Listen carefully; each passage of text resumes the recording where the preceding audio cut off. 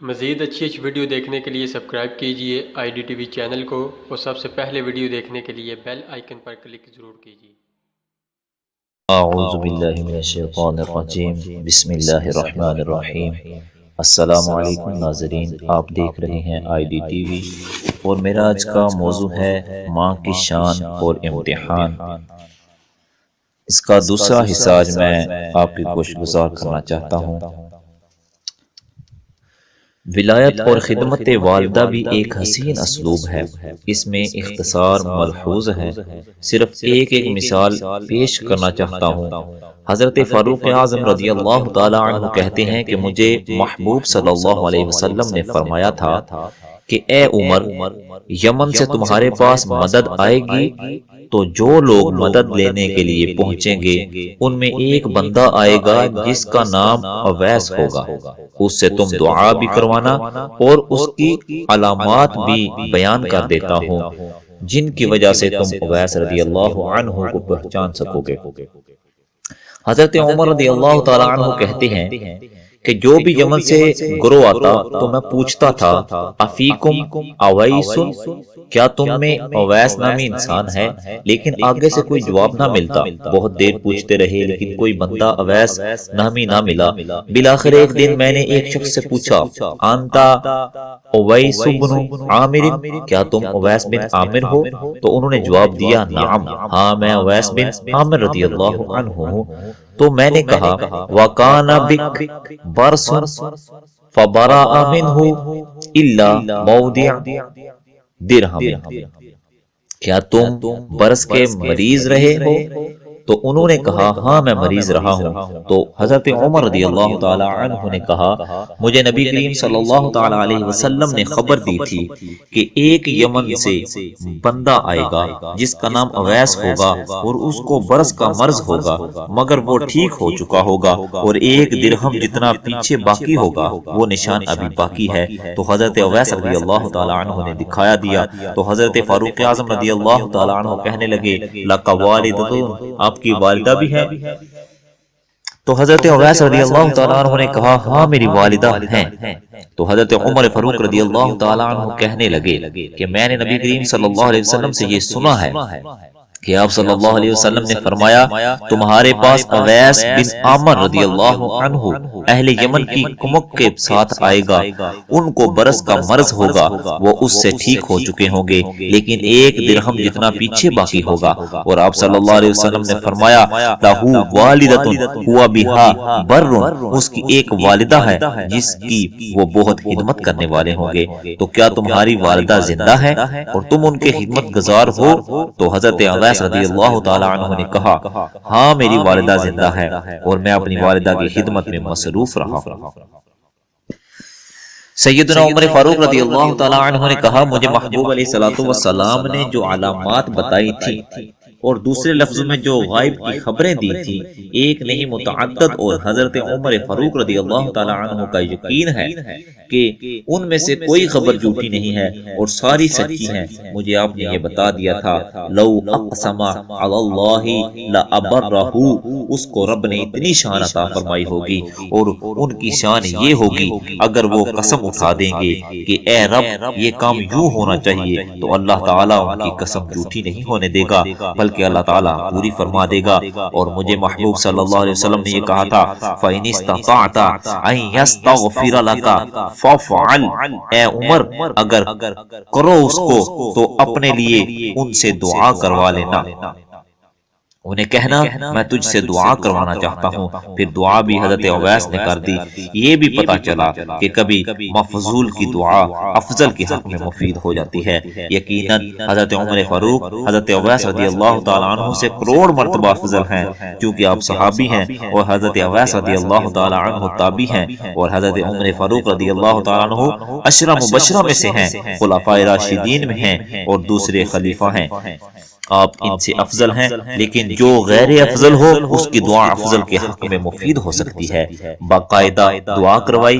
اور پھر وہ نقطہ جو خدمت ماں کے لحاظ سے بیان کرنا چاہتا ہوں، حضرت فاروق اعظم رضی اللہ تعالیٰ عنہ کو رسول اللہ صلی اللہ علیہ وسلم نے حضرت اویس رضی اللہ تعالیٰ عنہ کے بارے میں جو ان کی سیرت کا مین تعارف کروایا، ان میں سے سر فہرست یہ بات بیان کی ہے کہ وہ ایسے انسان ہوں گے تابعین میں ہونے کے باوجود ان کی دعائیں قبول ہوں گی۔ ان کی سیرت یہ ہے کہ وہ اپنی والدہ کے حد درجے کے اطاعت گزار ہوں گے۔ ایسے ہی ہم دیکھتے ہیں تو کتب احادیث کے اندر صحابہ اکرام علیہم الرضوان کے ہاں ایسا جذبہ موجود ہے۔ طبرانی معجم الکبیر میں ذکر کیا ہے، محمد بن سیرین جو تابعین میں بہت بڑے امام ہیں، جو خوابوں کی تعبیر بتایا کرتے تھے، محمد بن سیرین کہتے ہیں کہ حضرت عثمان رضی اللہ تعالیٰ عنہ کا زمانہ تھا تو کھجور کی قیمت بہت بڑھ گئی، یعنی کھجور کا درخت یہاں تک کہ 1000 درہم اس کی قیمت ہو گئی۔ اس زمانہ میں حضرت اسامہ رضی اللہ تعالیٰ عنہ نے اپنی کھجور کا درخت کاٹا، اور کھجور کے درخت کے تنے میں ایک چربی جیسی چیز ہوتی ہے جس کو کھجور کی شحم کہتے ہیں، وہ بڑی لذیذ ہوتی ہے۔ حضرت اسامہ رضی اللہ تعالیٰ عنہ نے وہ نکالی اور اپنی والدہ کو پیش کر دی۔ لوگوں نے بڑا تعجب کیا کہ کھجور کا ریٹ اتنا بڑھ چکا ہے اور 1000 درہم کا درخت ہو چکا ہے، ایسے میں تم نے ساری کھجور ضائع کر دی، کھجور کاٹ دی، اور یہ تم نے کیا کیا؟ اتنا اپنا مالی نقصان کر دیا۔ تو حضرت اسامہ رضی اللہ تعالیٰ عنہ نے کہا کہ سنو، میں نے کوئی غلط کام نہیں کیا، اس واسطے کیا ان امی سألتنیہ، میری امی نے مجھے یہ چیز مانگی تھی، میری والدہ نے مجھے کہا تھا مجھے ایسی چیز چاہیے، اور میرا عقیدہ کیا ہے، لا تسألنی شیئا ابدا الا اعطیتها، میری ماں مجھ سے جو چیز مانگے میرے پاس میں ہو کہ میں وہ دے سکوں، اگرچہ مجھے کتنا ہی نقصان ہو جائے، میں اپنی والدہ کی وہ خواہش ضرور پوری کروں گا، اس سلسلے میں پیچھے نہیں رہوں گا۔ تو چونکہ انہوں نے اس کا تقاضا کیا تھا، لہٰذا اس تقاضے کو پورا کرتے ہوئے میں نے وہ کھجور کاٹ دی ہے، کیونکہ مجھے جو مرتبہ و مقام رسول اللہ صلی اللہ علیہ وسلم نے والدہ کا سکھایا ہے، اس مقام کی وجہ سے میں اس کو کوئی بڑی قیمت نہیں سمجھتا۔ میں سمجھتا ہوں اگر میری امی دعا دیں گی تو یہ چھوٹی سی قیمت ہے جو میں نے رحمتوں کے حصول کے لیے پیش کر دی ہے۔ رسول اللہ صلی اللہ علیہ وسلم کے صحابہ اکرام علیہم الرضوان کا یہ عمل بھی یقیناً آپ کی تبلیغ اور وعظ کا حصہ تھا۔ اب اس سعادت کا اگر ہم اختصار کے ساتھ جائزہ لینا چاہیں کہ ماں کی شان کتنی بڑی ہے، تو میں یہ کہوں گا کہ ماں کی خدمت کا کام چھوٹا ہے اور انعام بہت بڑا ہے۔ ایک شخص کام کرتا ہے مگر اس کے نام شریعت مطہرہ میں اللہ تعالیٰ نے کہیں بنا دیے۔ حضرت انس رضی اللہ تعالیٰ عنہ کہتے ہیں کہ ایک شخص محبوب صلی اللہ علیہ وسلم کی خدمت میں آ گیا، اس نے آ کے کہا انی راجل، میں ایک آدمی ہوں، انی اشتہی الجہاد، یا رسول اللہ صلی اللہ علیہ وسلم میں جہاد کر اور جہاد کا شوق ہے، ولا اقدر علیہ، لیکن جہاد کرنے کی مجھ میں طاقت نہیں ہے۔ جہاد کا شوق تو ہے مگر جہاد کی طاقت نہیں، تو میں کیسے جہاد کی فضیلت پا سکتا ہوں؟ مجھے جہاد کا ثواب کیسے مل سکتا ہے؟ تو رسول اللہ صلی اللہ علیہ وسلم فرمانے لگے، حل بقیہ عن والدیک احد، کیا تیرے والدین میں سے کوئی زندہ ہے؟ تو وہ شخص کہنے لگا امی، یا رسول اللہ صلی اللہ علیہ وسلم میری والدہ محترمہ زندہ ہے۔ تو محبوب علیہ الصلوۃ والسلام فرمانے لگے قابل اللہ فی برہا، پھر آج سے لے کر وفات تک جتنی تیری زندگی ہے اس پوری زندگی میں تم اپنی والدہ کی خدمت کرو۔ تمہیں کسی محاذ میں جانے کی ضرورت نہیں کہ تمہارا بدن بھی اس کی اجازت نہیں دیتا، تمہاری صحت بھی نہیں ہے کہ تم جہاد کر سکو اور تم ثواب جہاد کا پانا چاہتے ہو۔ تمہیں والدہ میسر ہیں اور وہ زندہ ہیں، اور تم بھی زندہ ہو، تم ان کی خدمت کرتے رہو۔ فَإِذَا فَعَلْتَ ذَلِكَ، اگر تم نے یہ کام کر لیا تو کیا ہوگا؟ فَأَنْتَ حَاجٍ وَمُعْتَمِرٌ وَمُجَاہِدٌ، اللہ تعالیٰ تجھے حاجی کا ثواب بھی دے گا، عمرہ کرنے والے کا ثواب بھی دے گا، اور مجاہد کا ثواب بھی عطا فرمائے گا۔ کام ایک ہے لیکن انعام مختلف ہے۔ وہ بندہ عمرہ بھی گھر میں ہی کر رہا ہے، حج بھی گھر میں ہی کر رہا ہے، حج بھی ہو گیا، عمرہ بھی ہو گیا، اور اس کے ساتھ ساتھ جہاد بھی ہو گیا، مجاہدہ مکمل ہو گیا۔ رسول اللہ صلی اللہ علیہ وسلم نے اس بندے کو حیثیت دے دی کہ جو جہاد کی طاقت نہیں رکھتا تھا اور شوق رکھتا تھا کہ یہ والدہ کی خدمت اتنا بڑا کفارہ بن گئی کہ اس نے ایک کام کیا ہے، اللہ تعالیٰ کی طرف سے اس کو متعدد انعام عطا فرما دیے گئے۔ سید عالم صلی اللہ تعالی علیہ وسلم نے بارہا خدمت والدہ کی تاکید کی ہے، اور اس سلسلے میں متعدد احادیث موجود ہیں۔ بالخصوص حضرت معاویہ بن جہمہ رضی اللہ تعالیٰ عنہ کہتے ہیں، اتیت رسول اللہ صلی اللہ علیہ وسلم، میں رسول اللہ صلی اللہ علیہ وسلم کے پاس حاضر ہوا، قلت یا رسول اللہ انی کنت اردت الجہاد معک، میں نے عرض کی یا رسول اللہ صلی اللہ علیہ وسلم یہ کافی دیر سے ارادہ کرتا ہوں، میں کافی دیر سے ارادہ کرتا ہوں کہ آپ کے ساتھ مجھے جہاد کرنے کی سعادت حاصل ہو، کہ آپ کی قیادت میں جہاد کو جاؤں، یہ میرا بڑا شوق ہے اور یہ میں پورا کرنا چاہتا ہوں۔ ابتغی بذالک وجہ اللہ، اور میرا شوق اس لیے ہے تاکہ اللہ کی رضا مجھے حاصل ہو، مجھے کوئی نمائش کی ضرورت نہیں، مجھے اللہ کی رضا کے لیے جہاد کرنا چاہتا ہوں۔ ودار الآخرہ، اور دار آخرت کے لیے میں جہاد کرنا چاہتا ہوں، کیونکہ میرے محبوب صلی اللہ علیہ وسلم کو سائل کے چہرے کا ہی نہیں دل کا بھی پتا ہوتا ہے کہ اصل پیچھے پس منظر کیا ہے۔ تو آپ صلی اللہ علیہ وسلم نے فرمایا وَيْحَكَ أَحَيَّةٌ أُمُّكَ، وَيْحَكَ کا بظاہر معنی یہ ہے کہ تو تباہ ہو جائے، لیکن نبی کریم صلی اللہ علیہ وسلم کسی کو یہ فرمائے تو مطلب ہوتا ہے تو جیتا رہے اور تو جنت میں سلامت رہے۔ آپ صلی اللہ علیہ وسلم نے فرمایا کیا تمہاری والدہ زندہ ہیں؟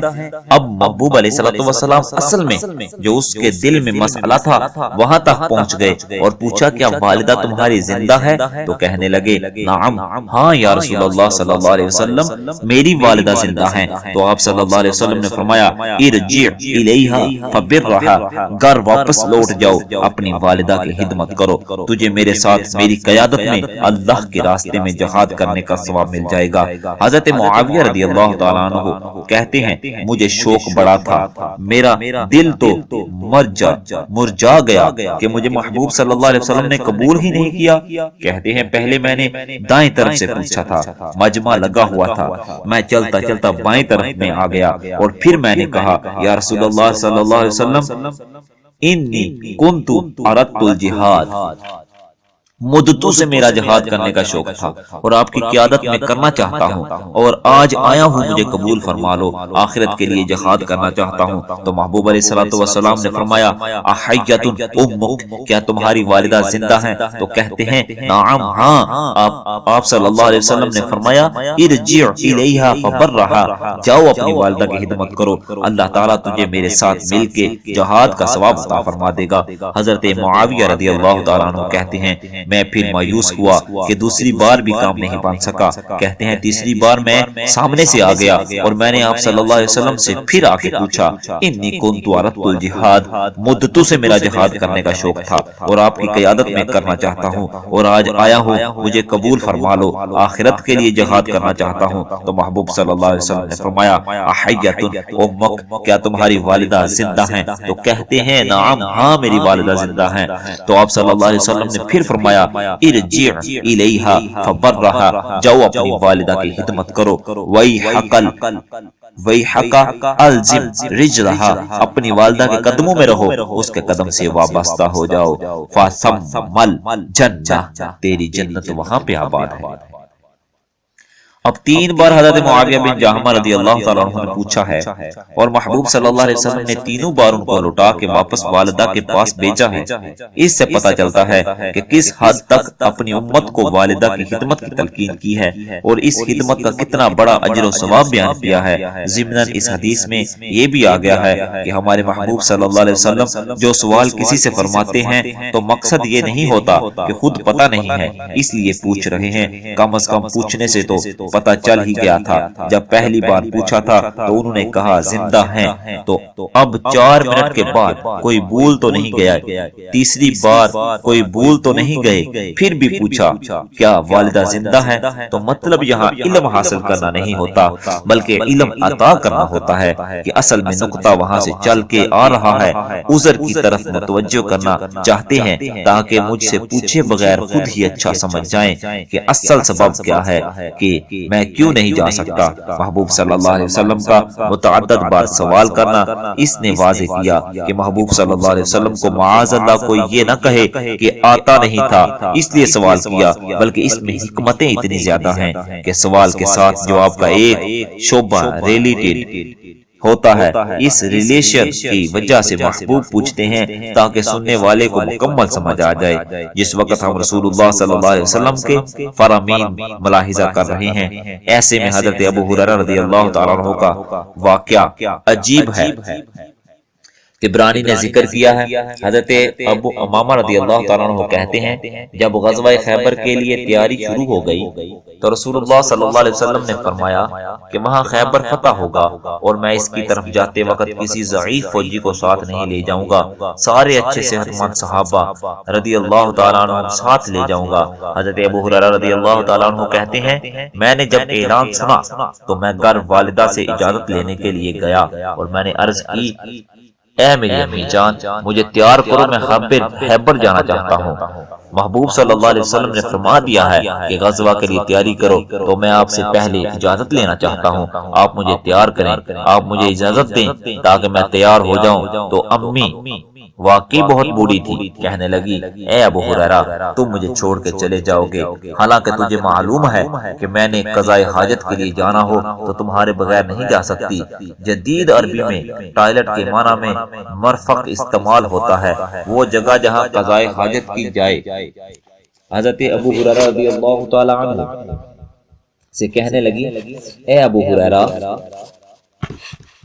تو جا رہا ہے، میں تو پیشاب و پاخانہ کے لیے بھی تمہاری محتاج ہوں، تم میرے ساتھ جاتے ہو تو میں جا سکتی ہوں، تو کیا تم یوں مجھے چھوڑ کے چلے جاؤ گے؟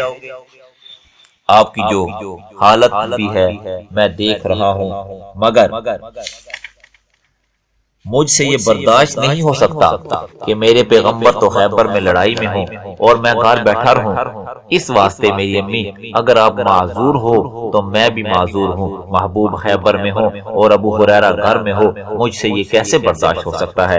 حضرت ابو ہریرہ رضی اللہ تعالیٰ عنہ کی والدہ کو پتہ چل گیا کہ ابو ہریرہ رضی اللہ عنہ رکنے والے نہیں ہیں، یہ چلتے جائیں گے۔ انہوں نے خفیہ طور پر محبوب صلی اللہ علیہ وسلم سے رابطہ کر لیا اور اس سے پہلے ابو ہریرہ رضی اللہ تعالیٰ عنہ نے کہا کہ میں نہیں رہ سکتا، تو انہوں نے اپنے دودھ کی طرف اشارہ کرتے ہوئے کہا اے ابو ہریرہ اس دودھ کا تجھے واسطہ دیتی ہوں کہ تجھے یہی رہو، میں پیچھے کیسے زندگی گزاروں گی؟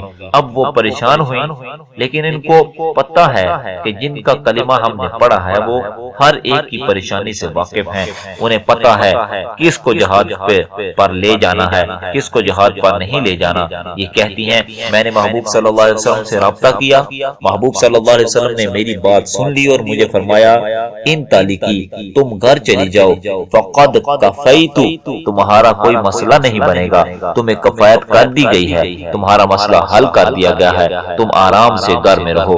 یعنی کسی کی وساطت سے چل کے سرکار صلی اللہ علیہ وسلم کی بارگاہ میں پہنچ گئی تھی، مسئلہ پیش کر دیا، محبوب صلی اللہ علیہ وسلم نے ان کو بتا دیا کہ تم مطمئن رہو، تمہارا مسئلہ حل ہے۔ جب خیبر کی میٹنگ ہوئی حضرت ابو ہریرہ رضی اللہ تعالیٰ عنہ آ بیٹھے تو محبوب صلی اللہ علیہ وسلم کو غصہ آ گیا، فرمایا میں حکم دیتا ہوں تو سمجھا بھی کرو، کیا تم میں سے کسی کا یہ خیال ہے کہ اگر وہ گھر بیٹھا والدین کی خدمت کرتا ہے تو یہ جہاد نہیں؟ تو اس کا یہ غلط خیال ہے۔ اگر کوئی شخص گھر میں والدین کی خدمت کر رہا ہے وہ یوں ہے جیسے اللہ کے راستے میں جہاد کر رہا ہے۔ کیا تم میں سے کسی کا خیال ایسا کیوں بنا؟ وہ یہ سمجھتا ہے کہ والدین کی خدمت کا کوئی مقام نہیں اور وہ ضرور میرے ساتھ جہاد پہ جانا چاہتا ہے۔ فرمایا ایسی سوچ کسی کی نہیں ہونی چاہیے۔ اور پھر محبوب صلی اللہ علیہ وسلم نے فرمایا ادا حقہما، وہ گھر رہے اور حق پورا کرے والدین کی خدمت کا، یا ایک ان میں سے زندہ ہو تو اس کو اجر پورا دیا جائے گا۔ حضرت ابو ہریرہ رضی اللہ تعالیٰ عنہ کہتے ہیں میں نے سمجھ لیا کہ یہ اشارہ میری طرف ہے اور سمجھایا مجھے جا رہا ہے۔ کہنے لگے اس کے بعد مکثت بعد ذالک سنتین، 2 سال اس کے بعد میری امی زندہ رہیں اور 2 سال میں نے کسی جہاد پہ جانے کا سوچا بھی نہیں۔ 2 سال میں گھر رہا ہوں اور سارے غزوات میں نے ترک کر دیے۔ اور سید عالم صلی اللہ علیہ وسلم کے جملوں کی تاثیر اور یہ صحابہ کرام علیہم رضوان کے دل کی اطاعت کا جذبہ ہے کہ مقصد تو ہے سرکار صلی اللہ علیہ وسلم کو راضی رکھنا۔ اگر جہاد پر جانے سے سرکار صلی اللہ علیہ وسلم ناراض ہو جائیں تو اس جہاد کا فائدہ کیا ہوگا؟ اور سرکار صلی اللہ علیہ وسلم گھر رہنے سے راضی ہو جائیں تو گھر رہنا کتنا افضل ہے۔ لہٰذا حضرت ابو ہریرہ رضی اللہ تعالیٰ عنہ کہتے ہیں محبوب صلی اللہ علیہ وسلم کے اس جملے سے مجھے یہ سمجھ آ گئی کہ پاک محبوب صلی اللہ علیہ وسلم کس قدر میری والدہ کے بارے میں آپ شفقت کا اظہار فرما رہے ہیں اور والدہ کی خدمت آپ کو کتنی مطلوب ہے۔ لہٰذا 2 سال تک پھر میں نے کبھی جا کے پوچھا ہی نہیں اور مسلسل اپنی والدہ کی خدمت میں مصروف رہا۔ اللہ رب العزت جل جلالہ ہمیں صحابہ کی طرح جذبہ والدین اپنے دلوں میں سمانے کی توفیق عطا فرمائے اور ہمیں والدین کی اطاعت کی توفیق عطا فرمائے۔ انشاءاللہ العزیز یہ موضوع آگے چل رہا ہے، آئندہ اس کا تیسرا پارٹ بھی انشاءاللہ جلد پیش کروں گا۔ اللہ رب العزت عمل کی توفیق عطا فرمائے۔ وآخر دعوانا الحمدللہ رب العالمین۔